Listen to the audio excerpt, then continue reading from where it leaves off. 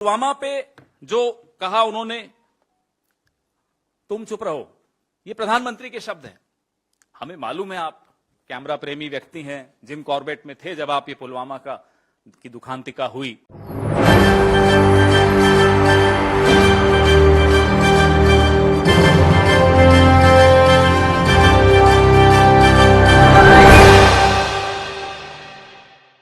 नमस्कार, मैं हूं राहुल शर्मा। आप देख रहे हैं SP9 न्यूज और आप तमाम लोगों का हमारे इस प्रोग्राम में स्वागत है। और आज हम बात कर रहे हैं पुलवामा हमले को लेकर।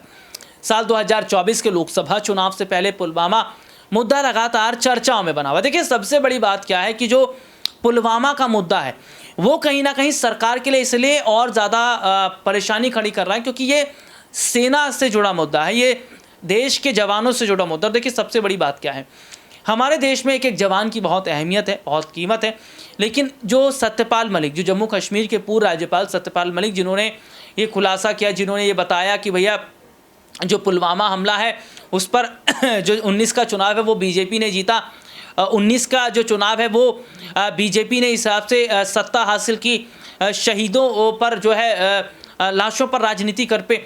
तो ये कहा जा रहा है कि इस पर कांग्रेस पार्टी ने खुलासा किया है और कांग्रेस ये कह रही है कि भैया देश के प्रधानमंत्री नरेंद्र मोदी को किसी की फिक्र नहीं है, देश की फिक्र नहीं है, उन्हें सत्ता की फिक्र है, उन्हें वोट की फिक्र है। और पुलवामा हमले पर जो खुलासा कांग्रेस ने किया है वो आप सुनेंगे तो आप हैरान हो जाएंगे। देखिए एक रिपोर्ट। पुलवामा पे जो कहा उन्होंने, तुम चुप रहो, ये प्रधानमंत्री के शब्द हैं। हमें मालूम है आप कैमरा प्रेमी व्यक्ति हैं, जिम कॉर्बेट में थे जब आप ये पुलवामा की दुखांतिका हुई, जहां 40 जवान हमारे शहीद हुए। एक ढाबे पर आकर उन्होंने सतपाल मलिक जी को फोन किया और बोला, कहो सतपाल क्या हुआ। फिर जब इन्होंने कहा कि हमारी लापरवाही से हुआ है तो कहा तुम चुप रहो, ये कोई और चीज है। ये शब्द बड़े ध्यान से सुनिएगा, ये कोई और चीज है। ये क्या चीज है ये आप लोग बेहतर समझते होंगे। सतपाल मलिक जी ने कई चीजें कही हैं और कई चीजें कहते कहते रुक गए हैं। उनकी चुप्पी बहुत बड़ी खबर बनती है। जो उन्होंने कहा उससे भी बड़ी खबर उनकी चुप्पी भी बनती है। कहां वो चुप हो जाते हैं, कहां वो शब्द रोक देते हैं, कहां वो लिहाज रख रहे हैं, ये सब समझने वाली बातें हैं। NSA की क्या भूमिका रही, NSA ने भी इनको सलाह दी कि इस पर आप कुछ मत बोलिए, लापरवाही के बारे में कुछ मत बोलिए। जिस देश का प्रधानमंत्री अपने 40 जवानों की शहादत पर वहां के राज्यपाल को कहता है कि कुछ मत बोलिए, उस देश का क्या दुर्भाग्य है वो आपके सामने। प्रधानमंत्री जम्मू कश्मीर के बारे में इग्नोरेंट और इल इन्फॉर्म्ड हैं। ये सत्यपाल मलिक जी इल इन्फॉर्म्ड शब्द उनके हैं। इतना महत्वपूर्ण राज्य, इतना संवेदनशील राज्य, लेकिन प्रधानमंत्री का एटीट्यूड क्या है, मस्त में है, अपने मस्ती में है अपने, टू हेल विथ इट। ये सब सत्यपाल मलिक जी के शब्द हैं, हमारे नहीं। अदानी घोटाले पर प्रधानमंत्री की चुप्पी प्रधानमंत्री को बहुत नुकसान पहुंचा रही है, यह भी सत्यपाल मलिक जी कहते हैं। क्योंकि अब यह मुद्दा गांव के स्तर तक पहुंच गया है और उन्होंने यह भी कहा कि राहुल गांधी को संसद में बोलने की अनुमति देने से इनकार करना एक अभूतपूर्व गलती है, unprecedented. It has never happened in the history of parliamentary democracy. उनका यह कहना था कि जो राहुल गांधी सवाल उठा रहे हैं अदानी महाघोटाले पर, बहुत सही सवाल उठा रहे हैं और प्रधानमंत्री उनमें से एक भी सवाल का जवाब नहीं दे पा रहे। एक अकेला पूरे लोकतंत्र पर भारी। ये इस पूरी कहानी का जिस्ट है, का निचोड़ है। वो खुद ही बोलते हैं मैं एक अकेला भारी हूं। किस पर भारी हैं वो सतपाल मलिक जी ने आपको बता दिया। गवर्नर से सलाह नहीं ली जा रही, गवर्नर को जानकारी नहीं दी जा रही कि उनके राज्य में क्या करने वाले हो आप। कैबिनेट को नहीं मालूम, और कहीं कोई सवाल पूछ रहा है, कहीं कोई आपको बता रहा है लापरवाही हुई, तो उनको कहो आप चुप रहें। चौंकाने वाली मामला है। और मैं ये डिस्क्लेमर के साथ कहती हूं क्योंकि ये उन 40 जाबाजों की तस्वीर है जिनकी शहादत हुई और अब पता चलता है कि शहादत जो है वो सरकार की लापरवाही के कारण हुई। और इसमें जो दूसरी लाइन है उसमें जो पहले व्यक्ति हैं पंकज त्रिपाठी जी, वो मेरे गृह क्षेत्र महाराजगंज से आते हैं और उनकी शहादत के वक्त जब मैं उनके घर गई थी तो मैंने वहां पर उनके पिता को उनकी गर्भवती पत्नी को और उनके छोटे से बच्चे को बिलखते हुए देखा है। तो मेरे लिए यह मामला बहुत निजी है, ईश्वर जाने इसका सत्य क्या है, लेकिन जो सत्यपाल मलिक जी ने कहा है उसने पूरे देश को सकते में डाल दिया है, पूरे देश को स्तब्ध कर दिया है। क्योंकि सत्यपाल मलिक जी, जैसा कि जयराम जी ने कहा या पवन जी ने कहा, यह कोई आम साधारण व्यक्ति नहीं है। ये जम्मू कश्मीर के 2019 के गवर्नर, राज्यपाल थे जब यह हमला हुआ। ये गोवा के राज्यपाल रहे, ये मेघालय के राज्यपाल रहे, बिहार के राज्यपाल रहे, और इनकी काफी निकटता, ये विश्वास पात्र थे प्रधानमंत्री का। फर्स्ट नेम टर्म पर इन लोगों की बातें होती हैं और ये वो बात कह रहे हैं, इस बात की पुष्टि ये कर रहे हैं। मैं आपसे दरख्वास्त करती हूं कि एक बार 2019 14 फरवरी को याद करिए। 3:15 बजे यह हमला हुआ, खबर आई। लखनऊ में प्रियंका गांधी जी की पहली प्रेस कॉन्फ्रेंस थी, वो प्रभारी उत्तर प्रदेश ईस्ट बनकर गई थी, उन्होंने अपनी प्रेस कॉन्फ्रेंस कैंसिल करी। राहुल गांधी जी का एक भोज था G20 राजनयिकों के साथ, उन्होंने वो कैंसिल किया। लेकिन आपको पता है कि हमले के 2 घंटे बाद भी अमित शाह जी ने रैली करी और प्रधानमंत्री मोदी कॉर्बेट नेशनल पार्क में बेयर ग्रिल्स के साथ मैन वर्सेस वाइल्ड शूट कर रहे थे। और यह शूट रुका नहीं, यह शूट शाम को लगभग 7 बजे तक चलता रहा, जिसके बाद सत्यपाल मलिक जी का यह कहना है कि उन्होंने सत्यपाल मलिक जी को फोन किया और पूछा क्या हुआ, और जब गवर्नर ने असलियत से उनको वाकिफ कराया कि यह हमारी लापरवाही के चलते, यह हमारी नाकामी है, एक गवर्नर को कहा गया तुम चुप रहो। और एक बार नहीं, उनको बार बार चुप रहने की धमकी दी गई और यह भी साथ में कहा गया अगर तुम कश्मीर पर बोले, इस मामले पर बोले, तो मैं तुमसे मिलूंगा नहीं। यह सच जानना जरूरी है। और जैसा कि आपने इसमें देखा, जो हमने वीडियो चलाया था, 2500 सीआरपीएफ के जवानों को जम्मू से श्रीनगर जाना था, 5 विमान की दरख्वास्त करी गई थी, उसको तत्कालीन गृह मंत्रालय ने, गृह मंत्री राजनाथ सिंह ने रिजेक्ट किया था। और यही सच अगर यह ना होता तो यह आतंकी जो साजिश थी यह नाकाम हो जाती। कुछ ज्वलंत सवाल हैं और यह सवाल आपके सामने इस मंच से उठाने जरूरी हैं। सीआरपीएफ के जवानों को हवाई रास्ते से क्यों नहीं ले जाया गया? मोदी सरकार ने उनको एयरक्राफ्ट देने की अनुमति क्यों नहीं दी? यह पहला सवाल है और इस सवाल का जवाब आज देश मांग रहा है, क्योंकि देश स्तब्ध है। ये 40 परिवार आज जानना चाहते हैं कि उनका जवान बेटा, उनका पति, उनका पिता क्यों शहीद हुआ, उसको एयरलिफ्ट क्यों नहीं किया गया। जैश की धमकी को, जैश ए मोहम्मद जिसने इसकी रिस्पॉन्सिबिलिटी ली, यह दूसरा सवाल है, उसकी धमकी को नजरअंदाज क्यों किया गया। और बाकी रिपोर्ट्स बताती हैं कि 2 जनवरी 2019 से लेकर 13 जनवरी 2019 के बीच में 11 इंटेलिजेंस इनपुट्स थे कि ऐसा एक आतंकी हमला हो सकता है, और उसके बावजूद भी 78 गाड़ियों के काफिले को, ये 1 या 2 गाड़ियां नहीं जा रही थी, सीआरपीएफ की 78 गाड़ियों के काफिले को सड़क के माध्यम से जम्मू से श्रीनगर ले जाया जा रहा था जब अवंतीपुरा पुलवामा में यह कांड हुआ। क्यों इंटेलिजेंस इनपुट्स को और क्यों जैश की धमकी को नजरअंदाज किया गया? तीसरा और बहुत बड़ा सवाल, और यह सवाल सब लोग पूछते हैं, 300 किलो आरडीएक्स से भरा एक गाड़ी टक्कर मारती है एक बस को और वहां पे स्वाहा हो जाता है सब। 300 किलो आरडीएक्स बॉर्डर एरिया में आई कैसे? और जो गाड़ी उसको लेकर आई वो एक आर्टीरियल रोड से मेन रोड तक कैसे आने दी गई? पूरा सैनिटाइजेशन होता है रोड का। और आज ये सवाल है कि क्या हमारे सैनिकों की जान इतनी सस्ती है कि वहां पर कोई बंदोबस्त नहीं किया गया था? यह तीसरा बड़ा सवाल है। और उसी से एक सवाल जुड़ा भी है, पुलवामा की जांच का क्या हो रहा है? 4 साल बीत गए पुलवामा को, 2019 14 फरवरी को हुआ था, हम 15 अप्रैल 2023 में बात कर रहे हैं। इस जांच का क्या हुआ?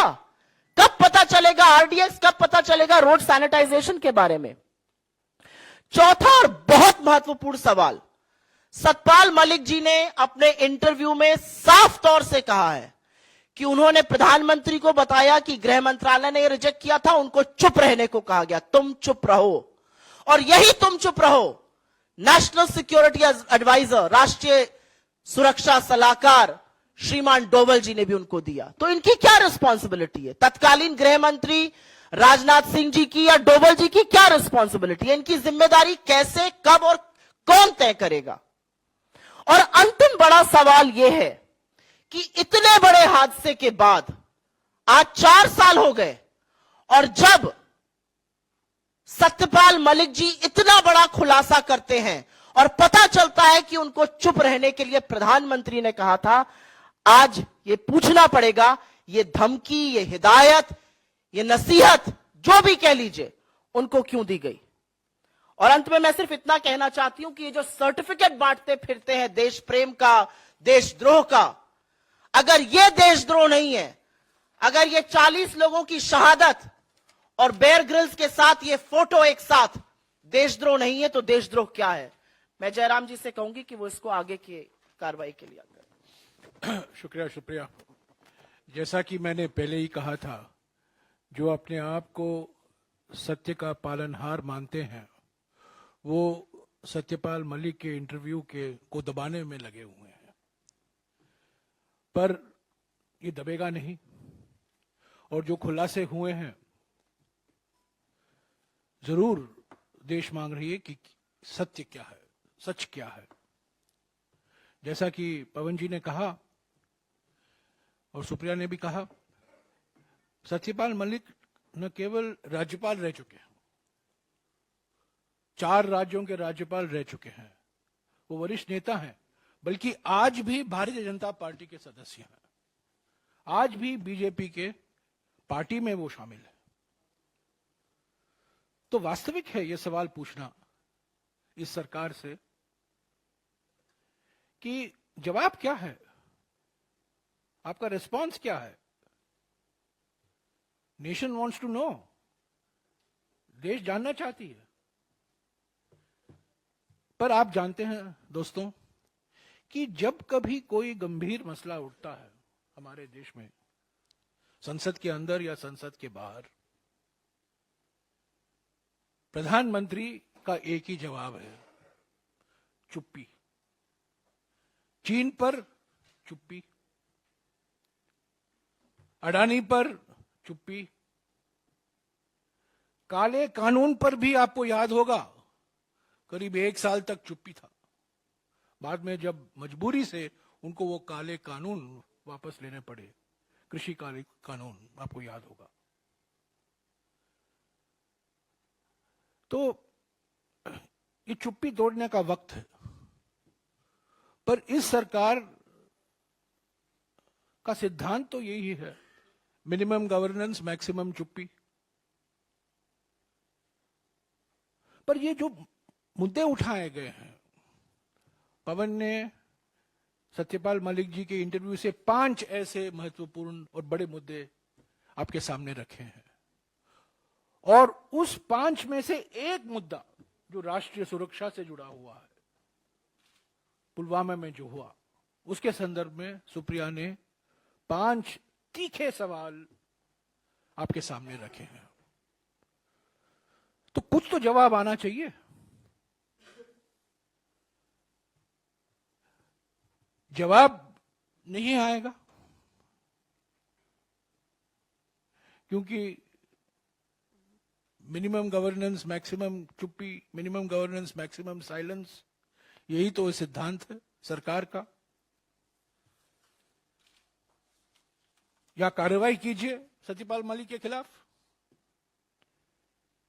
या जवाब दीजिए जो सवाल उठाए गए हैं इंटरव्यू से और पुलवामा के संदर्भ में जो सवाल उठाए गए हैं कांग्रेस पार्टी की ओर से, जो सुप्रिया जी ने अभी आपके सामने रखा है। इस पर जवाब आना जरूरी है, अनिवार्य है। बहुत हो चुका है, पर हम जानते हैं कि अभी जो प्रयास हो रहे हैं कि इस न्यूज को किसी भी तरह से दबाया जाए और कहीं हेडलाइन पैदा करें, इसको हेडलाइन में मत रखें, तो कुछ ना कुछ प्रयास तो होता रहेगा आज और कल, पर यह मुद्दा जाएगा नहीं।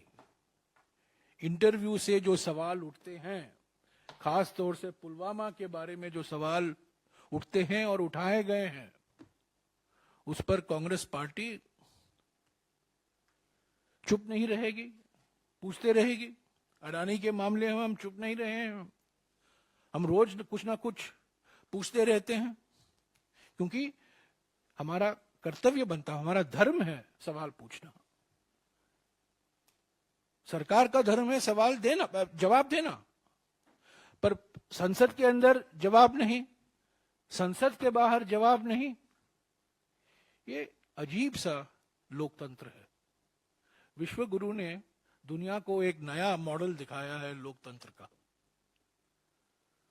यानी कि लोकतंत्र के सिंबल हैं, इमारतें हैं, पर लोकतंत्र की आत्मा बुझाई दी गई है। असलियत में लोकतंत्र ही नहीं, पर नए नए बड़े बड़े मंजिल, बड़े बड़े इमारतें हैं। जो सिंबोलिज्म है डेमोक्रेसी का, लोकतंत्र का, वो तो है, पर असली अर्थ, असली रूप, असली चरित्र, वो सब बुझ गया। तो अंत में मैं यही कहूंगा कि ये राष्ट्रीय सुरक्षा से जुड़ा हुआ है। ये सीधा प्रधानमंत्री पर सवाल उठाए जाए, ये किसी एक दो मंत्री के नहीं है, ये सीधे प्रधानमंत्री के दरवाजे पर ही ये सवाल जाकर वहीं खड़े होते हैं, और जवाब आना है प्रधानमंत्री की ओर से। शुक्रिया।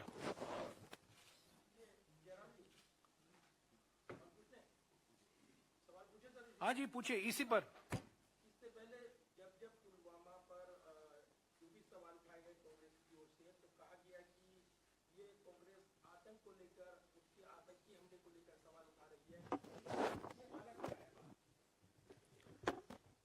मैं एक और चीज ऐड करना चाहती हूं सर, आपकी परमिशन से, और अपने मीडिया के साथियों से सिर्फ मैं ये कहना चाहती हूं कि एक पूर्व राज्यपाल जो आतंकी हमले के दौरान गवर्नर थे जम्मू कश्मीर के, उनके लगाए हुए आरोप है, उनका खुलासा है। ये रिपोर्ट आपने देखी, जिसमें विस्तार से हमने अपने दर्शकों को दिखाया, और सीधे सीधे तौर पर जो तस्वीर इस वक्त की नजर आ रही है, जो हालात इस वक्त दिखाई दे रहे हैं, अगर पुलवामा मुद्दे पर चर्चा शुरू हो जाती है, जांच शुरू हो जाती है, तो क्या देश के प्रधानमंत्री नरेंद्र मोदी आने वाले वक्त में बड़े बुरे फंस रहे हैं। जांच बैठती है तो फिर क्या सलाखों के पीछे भी जा सकते हैं। कोर्ट में भी इस मुद्दे को उठाने की बात कही जा रही है। अब देखते हैं कि 24 के चुनाव से पहले ये मुद्दा उठेगा तो कितनी बड़ी मुश्किलें भारतीय जनता पार्टी की बढ़ती हैं। आज के लिए इतना ही, आपसे फिर दोबारा मुलाकात होगी, तब तक के लिए इजाजत दीजिए, नमस्कार।